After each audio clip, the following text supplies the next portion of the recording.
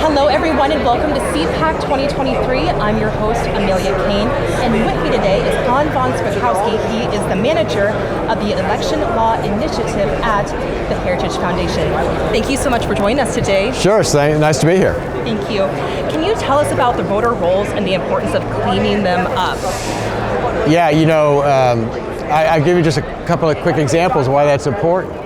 We maintain an election fraud database at the Heritage Foundation. These are proven cases of fraud from around the country. We don't put anything in until somebody's actually been convicted in a court of law or a judge has ordered a new election. We've recently put in a number of cases of proven fraud, including one election in California that was overturned, and you know what the fraud was? What was it? Voter registration fraud. Oh my. People claiming to live in a particular town so they could vote in the election there, even though they didn't live there. My goodness. And so that's really important. Or another example, literally we added it this week, was a guy in Florida who discovered that his son, who had moved to New Mexico 7 years ago, was still registered to vote in Florida. So what did he do?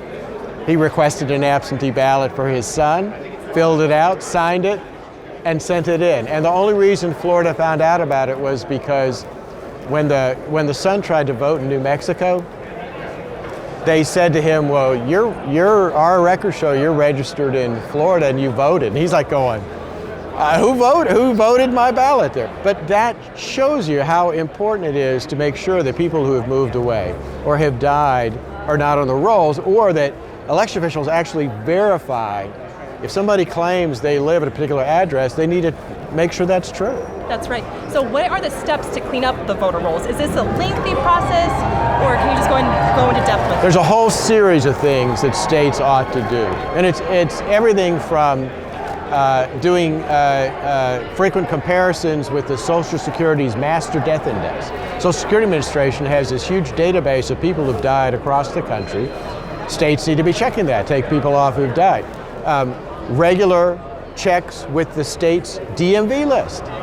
You know, if you go in to change the address on your driver's license, well, that information ought to be automatically sent to election officials. It's just one thing after another like that would make sure that we have much cleaner lists than we have now. That's right. So Judicial Watch just recently cleaned up the voter rolls in LA County. Yes. What are some other states that you're looking at to clean up? Well, for example, there's a lawsuit. First of all, Judicial Watch does great work in this. And another organization which Judicial Watch sometimes works with is the Public Interest Legal Foundation. And they have an ongoing lawsuit right now in Michigan against the Secretary of State because they found 27,000 people who are dead, some of whom have been dead for decades, who are still on the voter rolls. And when they went to the Secretary of State in Michigan and said, look, you need to take these people off, she refused to do it. Isn't that just crazy? She refused to take these people off, even though they have evidence that they're deceased. I'm sure this is just shocking for our viewers to be hearing. Yeah. Oh my goodness. So do you support voter ID? Oh, yes. And the thing about that is no matter what you hear people like Joe Biden saying about it, the American people agree with us on that. The polling, actually, there's so many issues in America today that there's sharp division on. That's right. One issue that people totally agree with is voter ID. 8 out of 10 Americans say voter ID, of course. And that's a majority of Republicans, Democrats, Libertarians.